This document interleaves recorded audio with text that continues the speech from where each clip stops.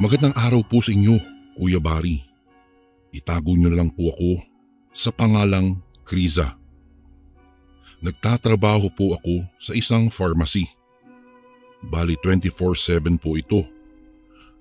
Laging bukas kung kaya't shifting po kami ng aking mga kasamahan. Ang oras po ng aking trabaho ay mula 2:00 ng hapon hanggang 10:00 ng gabi. Pagkatapos ng aking shift ay uuwi pa ako sa aming bahay. Mga 2 sakay lang naman ang gagawin ko bago marating ang aming tahanan. Sa mga ganoong oras ng gabi ay swerte naman ako dahil may nasasakyan pa ako pauwi. Sa tinagal-tagal ko sa aking trabaho ay hindi pa naman ako nakakaranas ng mga nakakatakot na pangyayari sa daan habang ako'y pauwi. Hanggang sa dumating ang pagkakataong nakaranas ako ng kahindik-hindik na karanasan tungkol sa aswang. Nang mga panahong iyon po ay nauuso po ang haka-hakang may bagong yanggaw sa kabilang baryo ng aming lugar.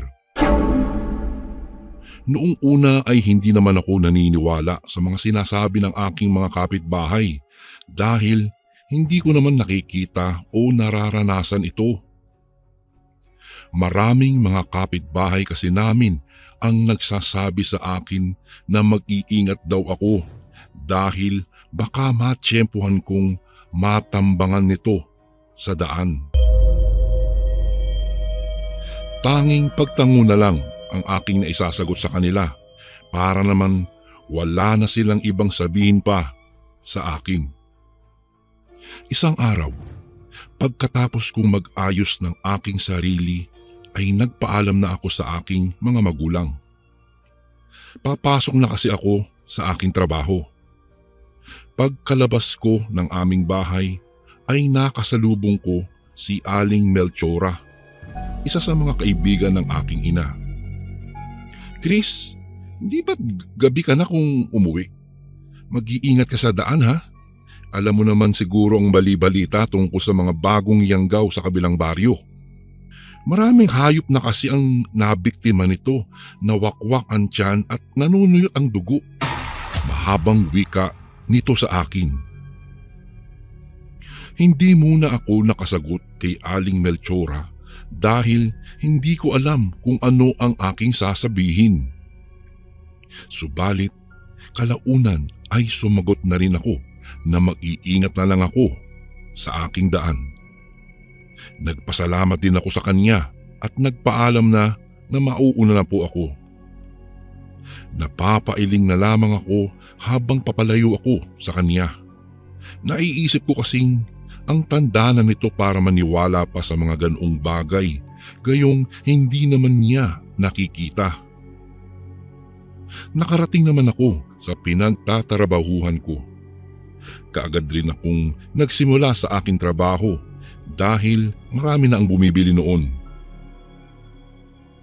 Mabilis na lumipas ang oras at hindi ko namalayan na gabi na pala. Kasama ko pa ang isa kong kasamahan nang maghapunan kami. Napagkwentuhan pa nga namin ang tungkol sa bali-balitang may bagong yanggaw raw sa kabilang baryo namin. Umabot na kasi sa baryo nila ang balitang iyon kung kaya naisipan niyang itanong ito sa akin. Napakibit balikat naman ako bilang tugon sa aking kasama. Hindi pa naman kasi ako nakakaranas ng kababalaghan sa tuwing uuwi ako sa gabi at mas lalong hindi ko pa nakikita ang sinasabi nilang bagong yanggaw kung kaya hindi ako talaga naniniwala. Napatango naman ang aking kasama at pagkatapos namin kumain ay bumalik na kami sa aming trabaho. Dumaan ang mga oras at 10:00 na nga noon ng gabi. Nagsimula na kaming mag-ayos ng aming mga dalang gamit para makauwi na. Dumating na kasi ang iba pa naming katrabaho na papalit sa amin ng mga oras na iyon. Nang matapos sa pag-aayos ay kaagad rin akong umalis sa pharmacy. Nag-antay ako ng masasakyan ko para makauwi. Mabuti na lamang at nakasakay kaagad ako. Mabilis ang pagmamaneho ng driver, kung kaya mabilis din ako nakarating sa sakayan ng tricycle papunta naman sa aming lugar. Mayroong naghihintay noon, kung kaya sinabi kong rerentahan ko na ang kanyang tricycle para ihatid na ako. Pumayag naman ang driver ng tricycle, kung kaya kaagad kaming nakaalis doon. Habang nasa biyahe kami patungo sa aming baryo ay nag-uusap kami ng driver. Kinausap ako nito tungkol sa mga bali-balitang may bagong yanggaw. Napapailing naman ako dahil nga hindi ako naniniwala sa mga bagay na iyon. Makalipas ang 15 minuto ay narating namin ang aming lugar. Bumaba naman ako sa tricycle nito at ako'y nagbayad. Hindi na kasi ako makakapagpahatid sa kanya dahil hindi na kasya ang tricycle niya sa maliit na espasyo ng daan patungo sa aming bahay. Bago ako iniwan ng driver ay pinagsabihan pa ako nitong mag-iingat ako sa dadaanan ko, lalo na at walang ilaw doon. Napatango naman ako at hindi ko alam kung bakit bigla na lamang akong kinabahan dahil sa kanyang sinabi. Bago ko po ipagpatuloy ang kwentong ito ay may request sana ako sa iyo, kasundo. Isang pindot lang ito, kasundo, sa subscribe button namin. Malaking tulong po ito sa amin, kasundo, upang mapagpatuloy pa namin ang mas marami pang magagandang kwento. Salamat sa pag-subscribe mo, bagong kasundo. Naglalakad na ako noon patungo sa aming bahay. Panay pa nga ang palinga-linga ko sa aking paligid sa hindi ko malamang dahilan. Hanggang sa bigla na lamang ako nakaramdam ng malakas na pag-ihip ng hangin, dahilan para manindig ang aking mga balahibo dahil sa lamig ng aking nararamdaman. Patuloy lang ako sa aking paglalakad hanggang sa napatingin ako sa talahiban dahil may narinig akong ingay na nagmumula doon. Dali-dali akong naglakad dahil sa takot ng unti-unting bumabalot sa aking katawan. Madilim ang aking nadadaanan at tila may mga matang nagmamasid sa akin mula sa matataas na mga talahib. Ilang sandali pa ay napahinto ako sa paglalakad sa hindi ko malamang dahilan. Pakiramdam ko ay unti-unting umaangat sa ere ang aking mga paa. Napalingon ako sa aking likuran, ngunit wala naman akong nakita. Nang pagharap ko ng mga sandaling iyon ay doon na ako nakaramdam ng labis na takot. Ilang dipa ang layo mula sa aking kinatatayuan ay may naaninag akong nakatayo sa aking madadaanan. Pinipilit ko ang igalaw ang nanginginig kong katawan dahil dahan-dahan sa paglapit sa akin ang isang nilalang na gumagapang. Tuluyan na nga itong nakalapit sa akin at doon ko na lamang nakita kung ano talaga iyon. Isang babaeng may mahabang buhok. Puno ng dugo ang kanyang damit na animoy ipinaligo niya ito. Natatabunan ng kanyang buhok ang kanyang mukha. Subalit nang hawiin niya ito ay nakita ko ang nanlilisik nitong mga mata na nakatingin sa akin. Napapaangil ito na animoy isang asong sabik na makakagat ng tao. Ilang sandali pa ay tumayo ito at inilapit nito ang kanyang muka sa akin. Napapikit ako dahil doon. Naaamoy ko rin ang lansa ng dugo sa kanyang damit. Walang ano-ano ay nararamdaman ko ang paghinga nito sa aking liig.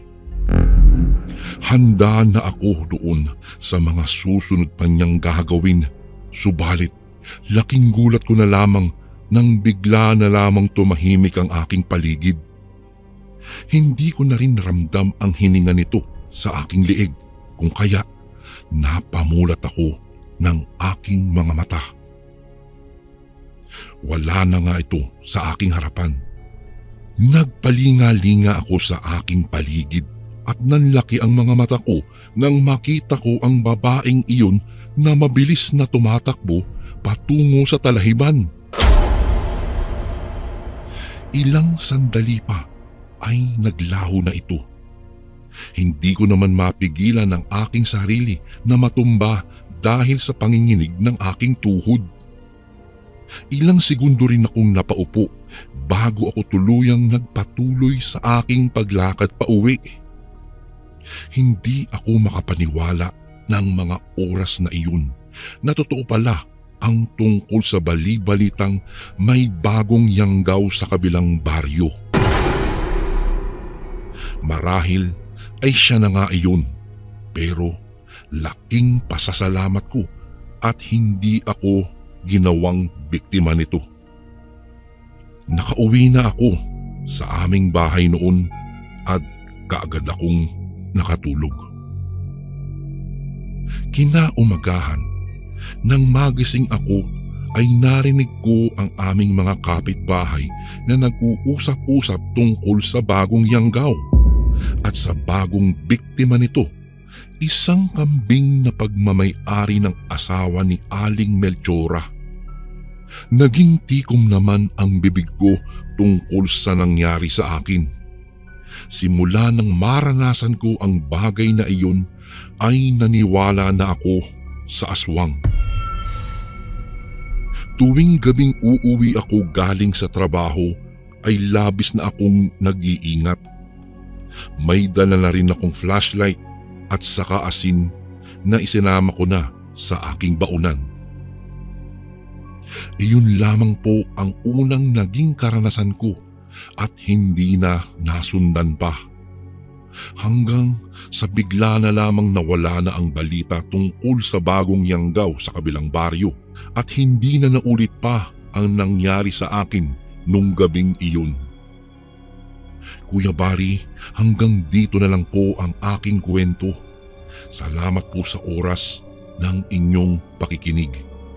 Gumagalang, Griza.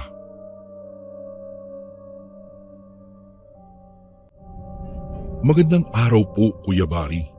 Itago mo na lang ako sa pangalang Nelda. Umaga pa lamang ay naghahanda na ako ng mga dadalhing gamit sa ospital.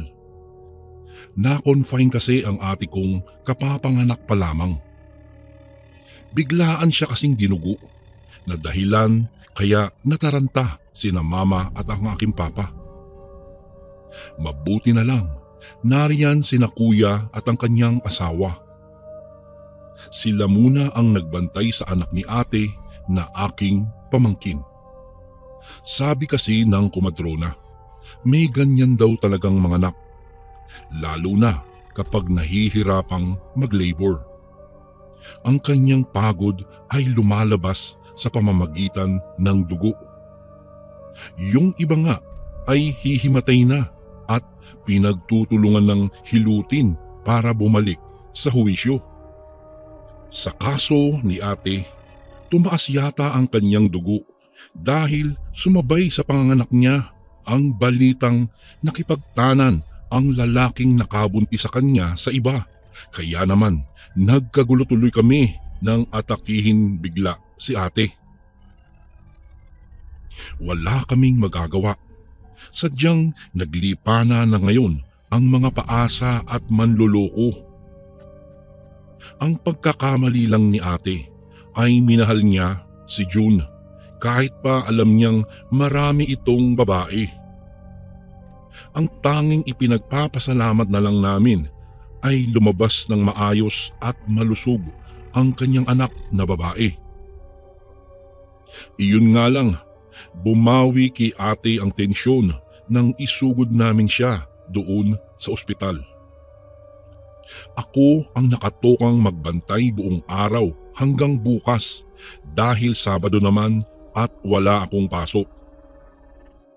Si mama ay uuwi naman upang makapagpahinga, samantalang si papa ang nag-aayos ng mga papeles ni ate upang makahingi kami ng tulong sa gobyerno para mabawasan ang bayarin namin doon sa ospital.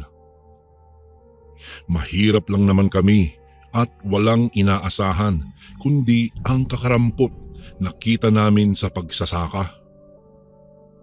Mabuti na lang ay sinamahan si Papa ng kanyang kumpare na maglakad dahil nagkataong sa munisipyo ng syudad ito nagtatrabaho.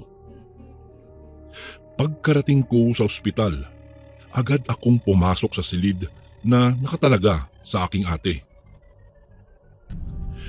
Naabutan kong inaabutan ni mama ng bawang si ate na labis kong ipinagtaka. Tinanong ko siya kung para saan ang bawang, ngunit pinandilatan ako ng aking ina. Hindi raw ako dapat na nagtatanong dahil ang bawang ay malaki ang maitutulong sa pananatiling ligtas ng aking ate. Ayon kasi sa kanya, kagabi ay 2 beses daw may sumisilip sa kanyang kwarto. Nakaharap siya sa pintuan kaya nakikita niya kung ano at kung sino ang papasok at lalabas ng kanyang silid. Nakakapagtaka lang daw kasi na kung may mga nurse o doktor na magra-rounds ng pasyente, dapat hindi ito aandap-andap pa sa pagpasok. Ngunit iyong napansin niya kagabi ay pasilip-silip lang. Tila nagdadalawang isip kung papasok ba o hindi. Kilala at pamilyar na din ang mukha ng nurse at doktor na umaasikaso sa aking ate, kaya labis ang kanyang pagtataka kung sino iyong babaeng sumilip sa kanya kagabi. Ngumisi ako at sinabi kay mama na hindi uubra sa akin ang mga kababalaghan dahil mukha ko palang matatakot na sila.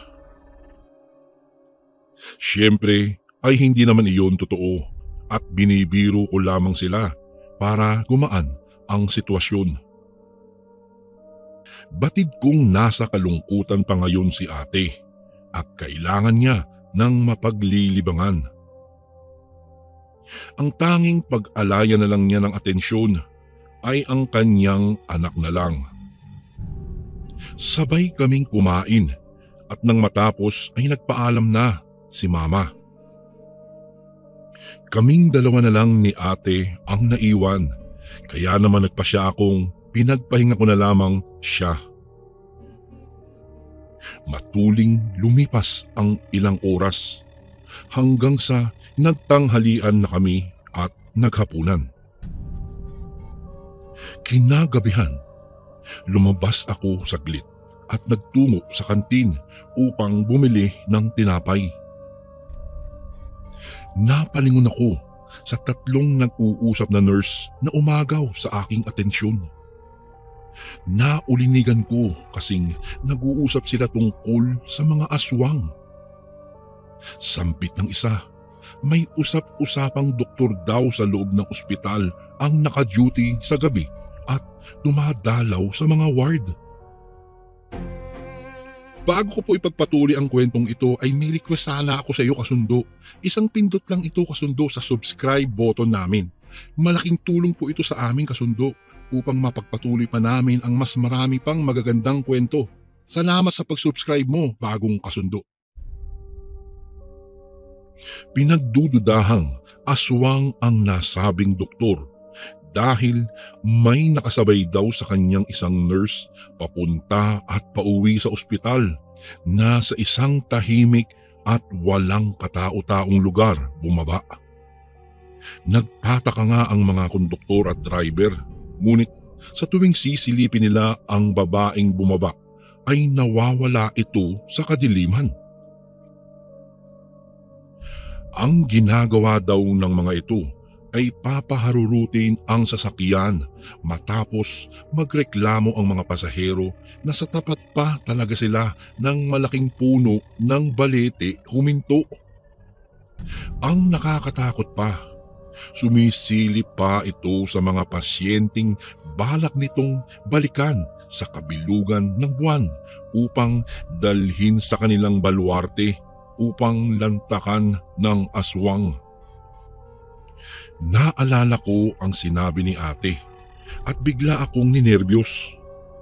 Matapos bumili ng tinapay ay nagkukumahog akong naglakad pabalik sa silid ng aking ate sa takot na totoo nga ang kanilang mga pinag-uusapan. Kay tahimik ng pasilyo nang makaakyat ako sa itaas at nakaramdam ako ng kakaibang panlalamig nang mapansin kong bahagyang nakaawang ang pinto. Dali-dali akong lumapit at napasinghap nang sa pagbukas ko sa pinto ay wala na si ate sa kanyang higaan.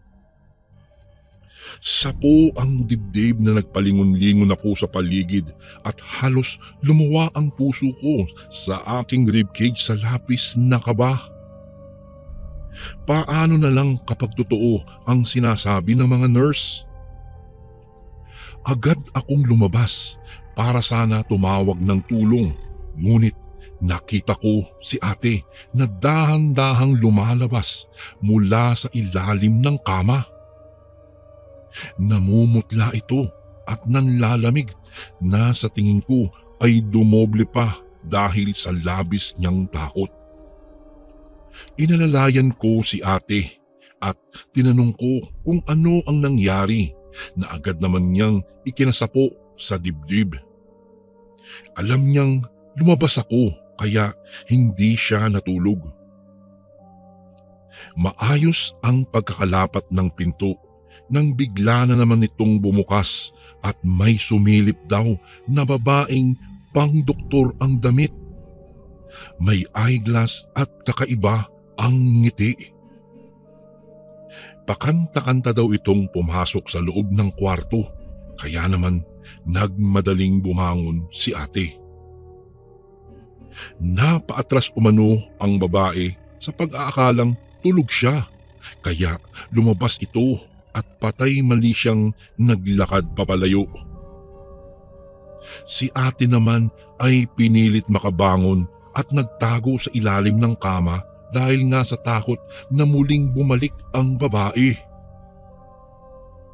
Nangako ako sa kanya na hindi ko na siya iiwan ulit.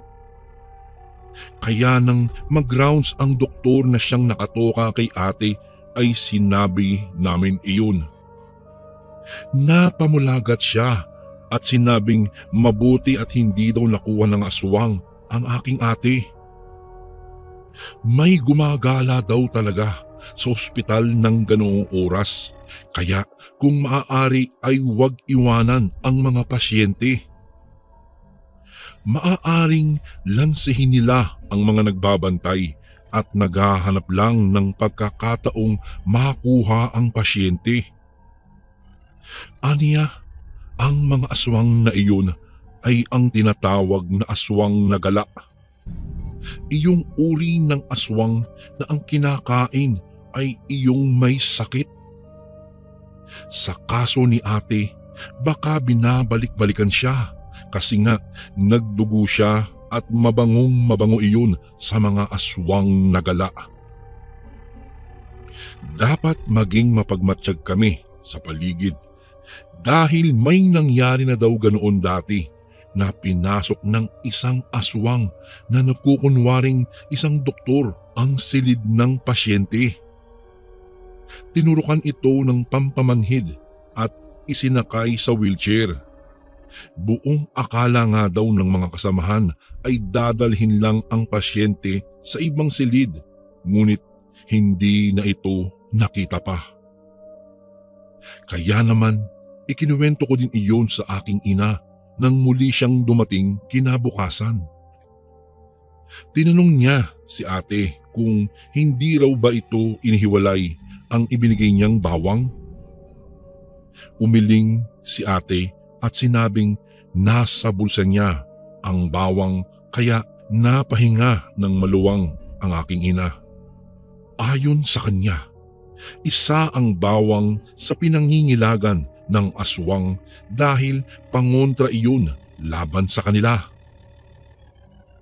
Pagkalipas ng 3 araw, nagulat kami nang maging usap-usapan ang isang pasyente sa kabilang hospital na nawawala at pinagdududahan na kinuha din ng aswang na gala.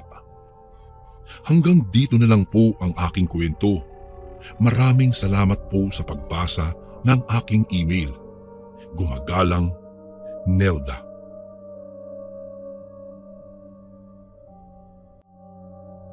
Magandang araw po sa inyo, Kuya Bari.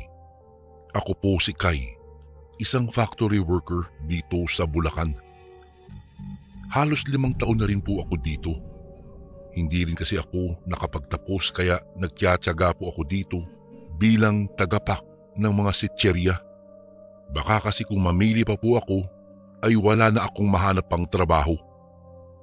Maayos din naman ang pasahod at wala pa naman akong anak at asawa kaya sapat lang sa akin ang kinikita ko kada kinsenas.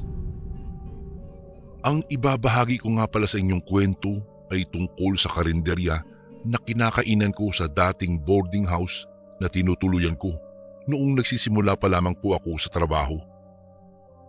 Maraming taon na rin pala ang nakakalipas. Medyo matagal na pero malinaw pa rin sa aking alaala ang mga nangyari. Si Aling Carla ang bantay ng karinderya. Isang matandang babae na lampas 60 na siguro ang edad pero malakas pa rin at masigla sa trabaho. Malapit lang sila sa amin. Papasok lang ako sa iskinita tapos liliko sa ikalawang poste. Yun na ang karinderya nila. Bukod sa murang presyo, masarap din magluto itong si Aling Carla. Kaya nga laging mahaba ang pila ng mga bumibili sa kanya. Mahuli ka lang ng 1 o 2 oras, wala ka nang aabutang ulam. Ewan ko ba, Kuya Bari, parang kapag kinakain ko ang mga luto niyang gulay, parang bumabalik ako sa aking pagkabata. Naaalala ko kasi ang mga luto ng nanay ko na namatay na noong graduate ako sa high school. Kaya naman doon lagi ako kumakain. Pagdating galing trabaho, kila Aling Carla na ako dumidiretso upang maghapunan. Kapag naman walang nabiling itlog o hotdog na pang-almusal, sa kanila na rin ako dumidiretso para bumili naman ng pansit o kaya naman sinangag na kanin na may kasamang pritong manok o itlog. Kaya naman sa tagal kong naging suki sa munti nilang karinderya, naging malapit na rin ako sa kanya. Madalas akong magkwento ng mga problema ko kay Aling Carla.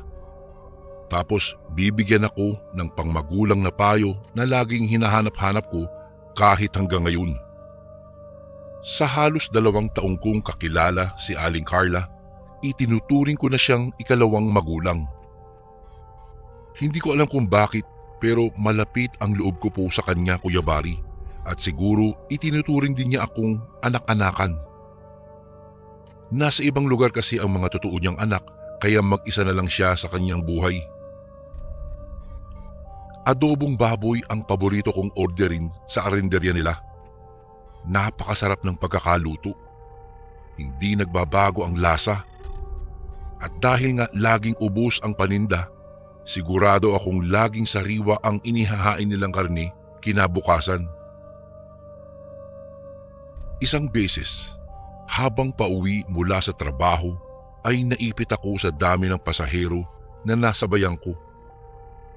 Sakto naman kasing rush hour. Parang dagat ang taong nakakasabay ko habang nag-aabang ng jeep na masasakyan pa uwi. Noong nasa pila ako nang biglang bumuhos ang napakalakas na ulan. Maraming nagsipulasan sa pila, pero meron din namang mga tulad ko na nanatili dahil siguradong aabutin ako hanggang hating gabi kung sakaling hindi pa ako makasakay ng jeep. Hinayaan ko na lang na mabasa ang sarili. Sabi ko, maliligo na lang ako pag uwi. Para akong basang sisiw na sumakay ng jeep. Pati loob ng medyas ko ay naging sinabawan. Buti na lamang at waterproof ang suot kong bag. Hindi nabasa ang daladala kong gamit. Pagdating sa bahay, naligo ako kaagad. Kumain kila Aling Carla.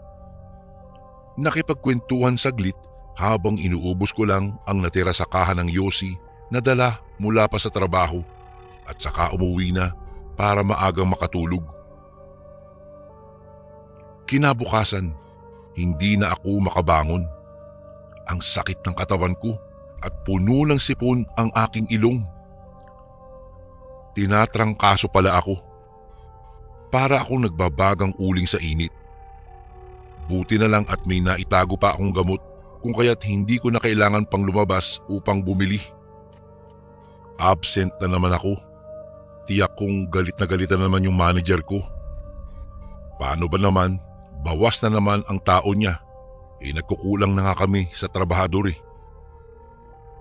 May dilata pa naman sa cabinet kaya iyon na lamang ang inulam ko nang magtanghalian na. Pagkatapos nun ay buong hapon akong natulog. Hindi ko na nga namalayan ang oras. Nagising ako 7:00 na ng gabi. Gutom na at kailangan na ring uminom ng gamot. Naku, kailangan kong kumain bago uminom ng gamot. Naglakad ako papunta sa pinto. Balak kong bumili sana ng pagkain, ngunit nangihina pa talaga ako. Noong buksan ko ang pinto ay sakto namang nakita ko yung kapitbahay naming tila papunta sa karinderya ni Aling Carla. Madalas ko kasi siyang makasabay. Siya nga pala si Boyet. Kung kaya't nakisuyo ako kay Boyet kung pwede ako magpabili sa kanya ng pagkain. Hindi naman ito tumanggi at nalaman naman niya ang dahilan kung bakit hindi ako pwedeng bumili doon. Hindi naman nagtagal ay may kumatok na sa pinto. Para akong matanda na mabagal na tumayo at pinagbuksan ang batang may dala ng kanin at ulam ko. Akala ko si Boyet. Siguro pamangkin to o kung anuman ni Aling Carla. Nagpasalamat ako sa kanya at binigyan ko siya ng gis. Agad akong kumain, uminom ng gamot at bumalik na sa pagkakatulog. Noong nasa kahabaan na ako ng aking pagtulog, nagising ako sa isang katok. Halos hindi ako makabangon kung kaya't sumigaw na lang ako ng, "Sino yan?" Nagulat na lang ako noong napag-alamang kong si Aling Carla ang nasa pintuan. Napaisip ako kung ano kaya ang kailangan ng matanda sa akin. Nang marinig ko ang katok, pinagbuksan ko ito kaagad. Maayos na rin naman kahit papaano ang aking pakiramdam dahil sa gamot. Pagkabukas ko ng pintuan, bumungad sa akin si Aling Carla at umiiyak. "Pasensya ka na, Kay." Mahinang tugon nito sa akin. "Ho, Aling Carla, ano po ba ang sadya nyo? Bakit po?" Bago ko po ipagpatuloy ang kwentong ito ay may request sana ako sa iyo, kasundo. Isang pindot lang ito, kasundo, sa subscribe button namin. Malaking tulong po ito sa amin, kasundo, upang mapagpatuloy pa namin ang mas marami pang magagandang kwento. Salamat sa pag-subscribe mo, bagong kasundo. Pasensya ka na, Kay. May kailangan kang malaman sa akin at sa karning kinain mo kanina.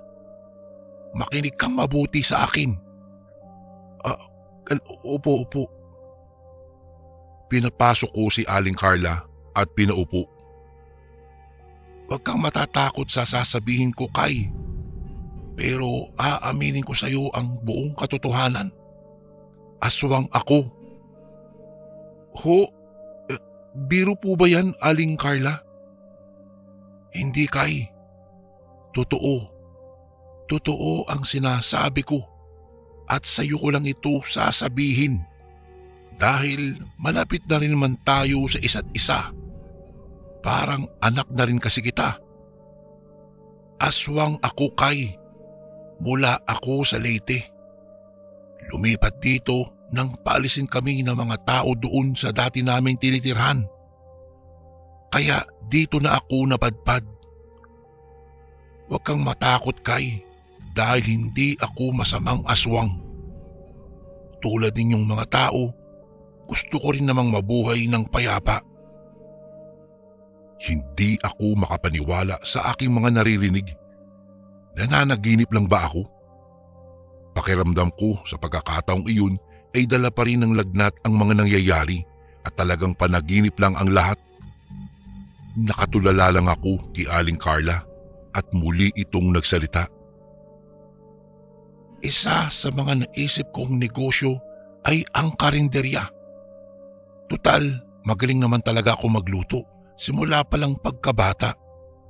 At dahil dumadami ang mga customer ko, isang araw may lumapit sa akin na isang kalahi ko. Nagpakilala siyang aswang. Naamoy daw niya ako kung ano talaga ako at sabi niya magbabayad siya ng extra kung sakaling iluluto ko ang mga katawan ng tao na dadalhin niya. Siyempre, kauri ko siya kaya pumayag ako. Kailangan ko ng pera. At saka sabi niya, sa mga morgue naman daw niya kinuha ang mga katawan at hindi niya ito mga pinatay. Simula noon, ako na ang naghahanda ng ulam niyang tao gabi-gabi. Walang mentisyon, Kay. Halos 1 taon ko na rin itong ginagawa.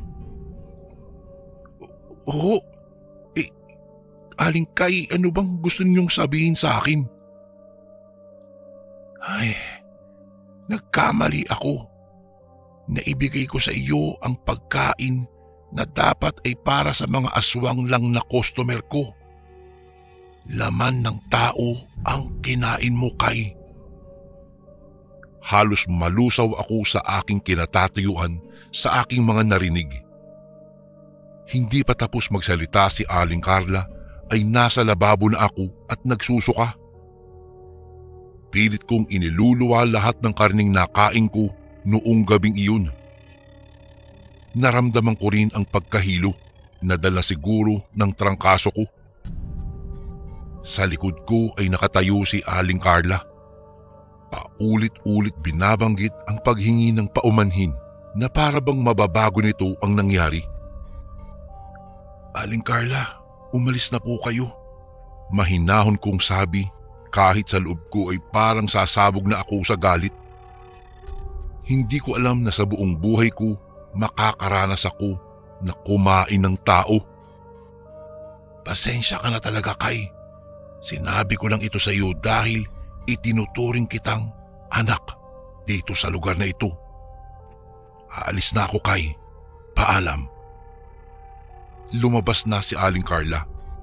Naiwan ako sa kwarto na patuloy pa rin ang aking pagsusuka. Kinabukasan, agad akong nagtungo sa aking kaibigan na si Boyet at humingi ng tulong sa kanya. Maski siya ay nagulat din sa kanyang natuklasan. Mabuti na lang at mayroon siyang kakilalang albularyo sa kabilang baryo. Mabilis kaming nagtungo doon at humingi ng tulong sa nasabing albularyo. Maging si Boyet ay nag-aalala din ng mga oras na iyon dahil kumain din siya sa karinderya ni Aling Carla. Pagkapasok pagpasok namin sa bahay ng albularyo ay pinaupo kaagad kami. Gumawa ito ng ritual at nagkumpuni ng mga dahon at mga tuyong kahoy. Nag-usal ito ng mga lingwaheng hindi namin maintindihan. Dinikdik ang mga kahoy at mga tuyong dahon at inilagay ito sa 2 basong tubig na nakapatong sa may altar. Matapos iyon ay agad itong ibinigay sa amin at ipinainom. Makalipas lang ang ilang sandali ay parang nahimasmasan ako. Gumaan ang aking pakiramdam, Kuya Bari. Si Boyet naman ay parang wala lang nangyari. Ayon sa albularyo ay hindi naman daw ako nayanggaw tulad ng naiisip ko. Mabuti na rin daw na tumungo kami sa kanya upang tuluyang gumanda na ang pakiramdam ko. Matapos ang gamutan ay nagpasalamat kami sa albularyo at nagbigay ako ng kaunting bayad sa kanya. Simula noon, hindi na ako kailanman kumain sa karinderya ni Aling Carla. Madalas bago ako umuwi, kumakain na ako sa ibang karinderya. Ewan ko ba, Kuya Bari, talagang natroma po ako sa mga nangyari. Simula rin noon, makakita lang ako ng adobong baboy ay nasusuka na ako. Kaya nga halos 1 taon ay puro gulay at isda lang ang kinakain ko. Para bang naaalala ko pa rin ang lasa ng taong kinain ko noong gabing iyon kapag karne ang aking inuulam. Napansin din ni Aling Carla na hindi na ako kumakain sa kanila. Nadadaanan ko pa rin naman ang kanilang karinderya, ngunit hindi na ako tumitingin sa kanya. Hindi ko pa rin maintindihan ang aking nararamdaman. Para bang napakasakit para sa akin na hindi ko siya pansinin. Makalipas ang 1 buwan, naghanap na rin ako ng bagong titirahan. Yung mas malapit sa aking trabaho para hindi na ako mahirapan magbiyahe. Ngunit bago ako umalis at lumipat sa bagong titirhan, dumalaw muna ako sa karinderya ni Aling Carla. Nakatingin lang sa akin ang matanda. Lumapit ako sa kanya at niyakap ko siya. Sabi ko sa kanya, "Aling Carla, ikaw ang pangalawang nanay ko dito sa lugar na ito. Alam kong hindi mo sinasadya ang iyong ginawa. Pinapatawad kita, Aling Carla." Matapos yun ay lumuha si Aling Carla. Hindi ko nga rin alam kung bakit naiyak din ako nung mga panahong iyon. At iyon na po ang huling beses na nakita ko si Aling Carla. Wala na rin akong naging balita sa kanya simula nang lumipat ako. Hindi ko na rin alam kung nagpapatuloy pa rin siyang magluto doon sa aswang niyang customer. Isang pangyayaring hindi ko po talaga malilimutan, Kuya Bari, na naganap sa aking buhay. Isang tindera na itinuring kong parang ina ang nagbigay pa sa akin ng isang matinding bangungot. Isang karanasan ang nagpabago ng direksyon ng aking buhay dahil lang sa pagkain ko sa karinderya ng isang aswang. Hanggang dito na lang po ang aking kwento at maraming salamat po, Kuya Bari. Lubos na gumagalang, Kai.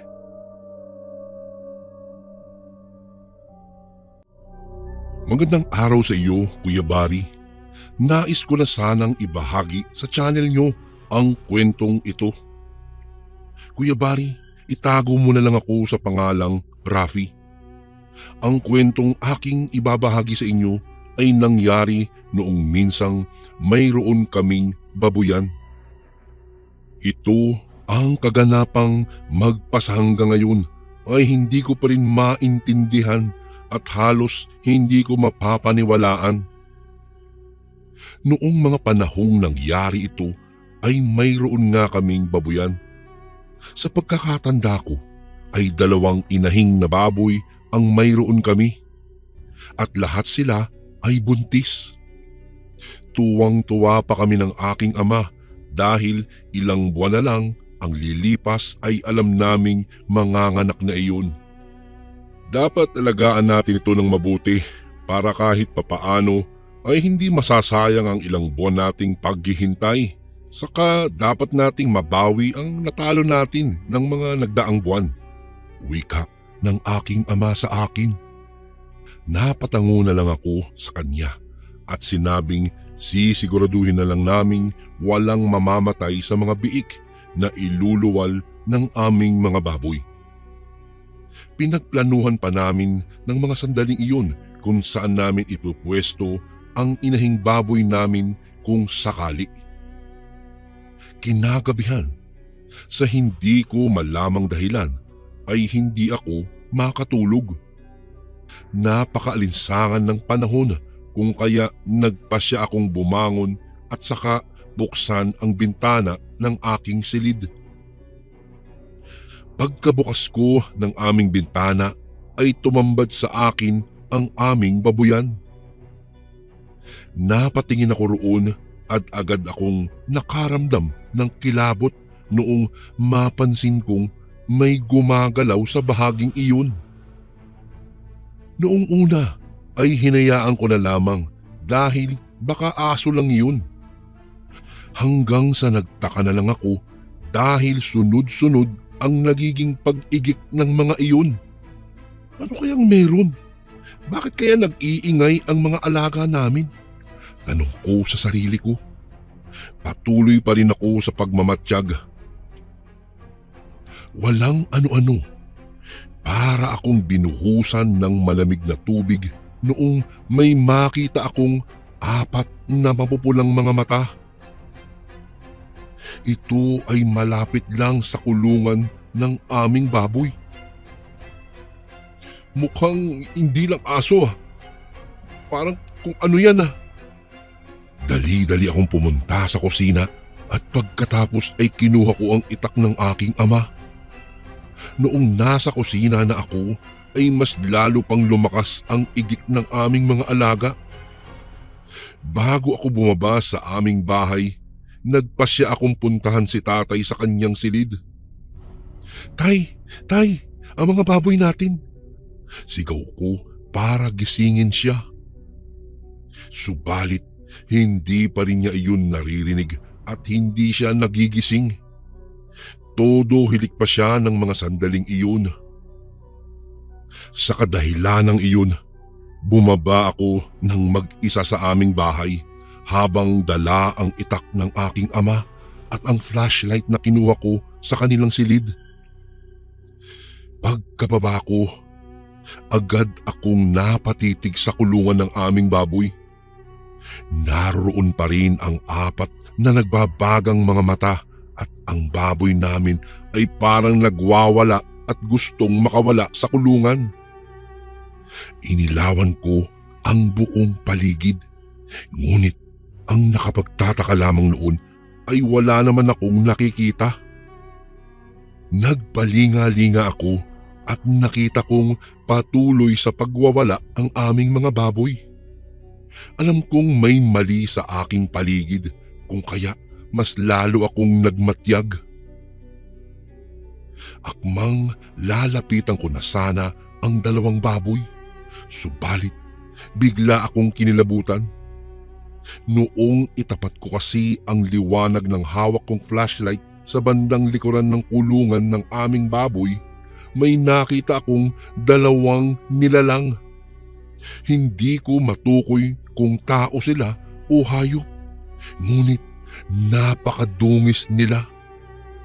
Parang punong-puno ng putik ang kanilang katawan. Ang mas lalo pang nagbigay ng kilabot sa akin ay ang kanilang mga matang nagbabaga. Kagayang-kagaya iyon ng mga matang nakita ko noong nasa loob pa lamang ako ng aming bahay. Hindi ko alam kung ano ang aking gagawin ng mga sandaling iyon. Nanatili lang akong nakatayo sa aking pwesto. Walang ano-ano ay lumundag ang 2 nilalang sa loob ng aming babuyan. Sa kadahilanang iyon ay bigla akong napasigaw. Hoy! Ano ang gagawin niyo sa mga baboy namin?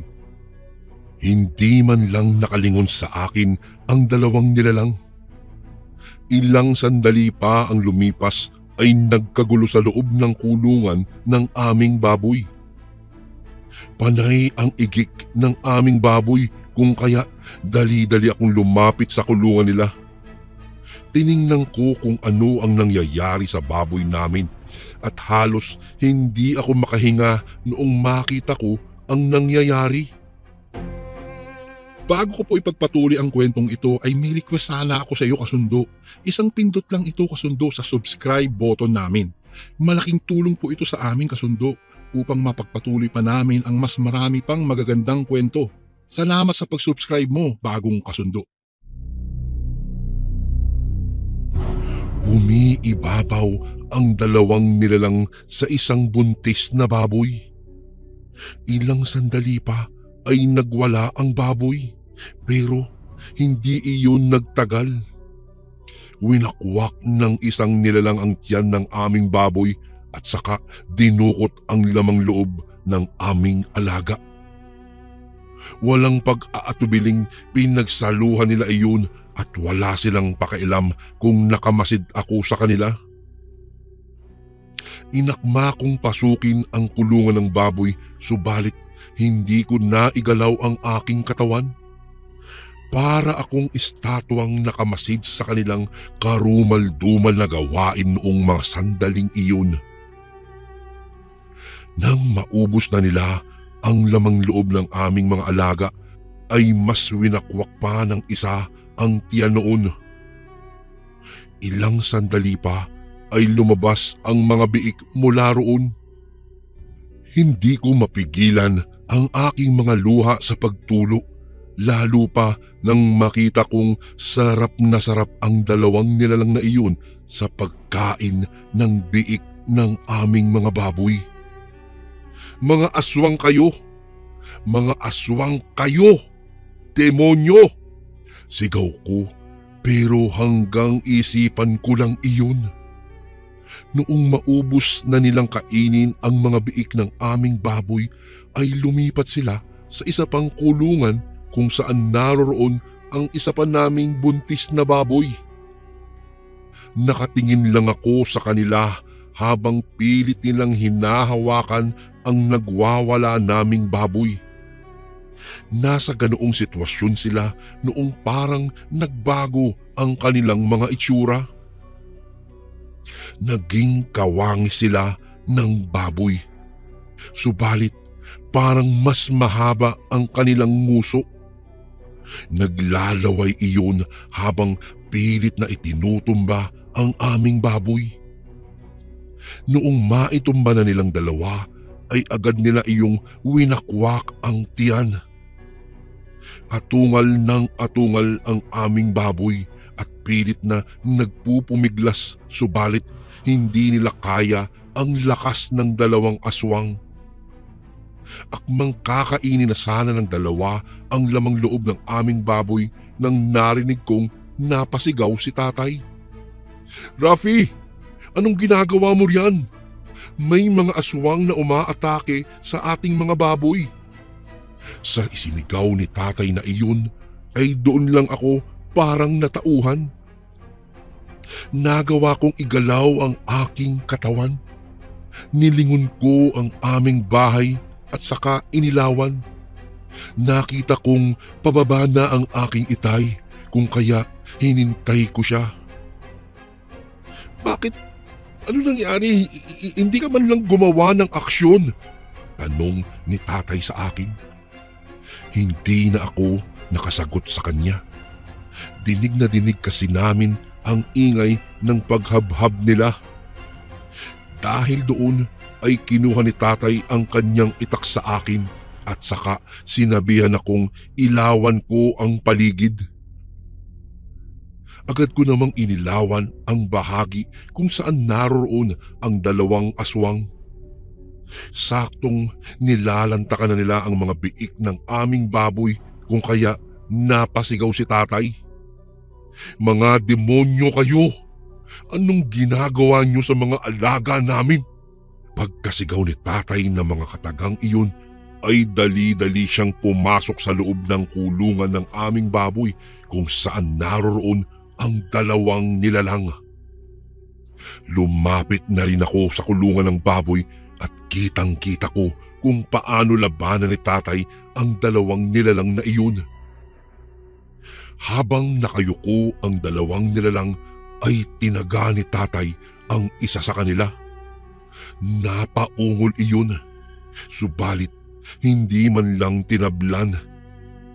Dahil sa ginawa ni tatay ay tumayo ang dalawang nilalang.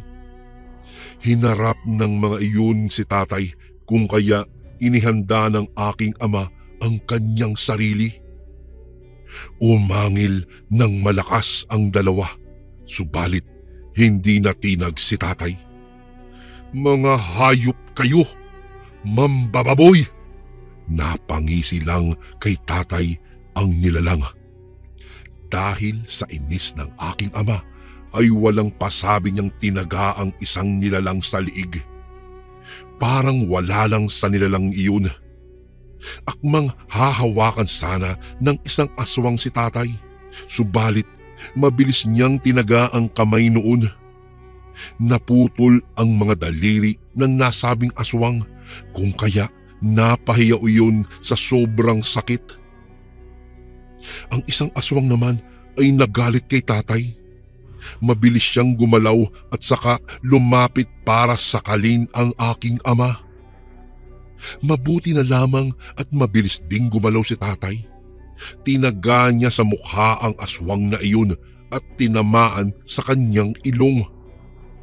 Halos mandiri ako sa aking nakita dahil bumulwak ang dugo ng aswang. "Magbabayad kayo sa ginawa niyo sa aming mga baboy," sigaw ni tatay. Pagkatapos niyang wikain ang mga katagang iyon ay iwinasiwas niya ang kanyang itak. Wala siyang naging pakialam kung may matamaan man siya o wala. Sa bawat paghataw ng kanyang itak ay napapaungol ang aswang. Alam ni tatay na natatabla na ang aswang ng mga sandaling iyon dahil mula sa ibaba at paitaas ang kanyang pagtaga. "Kung hindi man kayo mamamatay, titiyakin kong mahihirapan kayong gumaling," sigaw ni tatay sa kanila. Dahil sa ginawa ni tatay ay nagpumilit na makatakas ang dalawang nilalang. Nagunahan silang makaalis sa loob ng kulungan ng baboy namin. Noong nasa labas na sila ay lumabas din si tatay. Hahabulin pa sana niya ang dalawang aswang, subalit mabilis iyong naglaho. Iginala ko pa nga sa paligid ang liwanag ng dala kong flashlight, subalit hindi ko na nahagilap ang mga iyon. Dahil sa nangyari sa aming alaga, nagpasya na lamang kaming ilibing ang dalawang baboy namin. Hindi napigilan ng aking ama ang kanyang luha. Napaiyak siya dahil sa ginawang iyon ng dalawang mambababoy sa aming mga alaga. Mga hayop na iyon, kung hindi lang sana nila biniktima ang ating mga baboy, tiyak na tiba-tiba na sana tayo sa susunod na linggo. Malungkot na wika ng aking ama. Wala na kaming nagawa kung hindi ang tanggapin ang naging kapalaran namin. Gayunpaman, hindi kami sumuko at muling nagpatuloy sa pag-aalaga ng baboy. Hanggang dito na lang po ang aking kwento, Kuya Bari. Maraming salamat po and more power po sa inyong channel. Gumagalang, Rafi. And again, maraming salamat po mga kasundo. Don't forget to subscribe and i-click nyo lang po yung bell na button para updated po kayo sa mga upcoming videos namin na paparating. Maraming salamat po ulit. God bless and ingat po lagi dyan. Ito po si Kuya Bari at ako ang Sundo.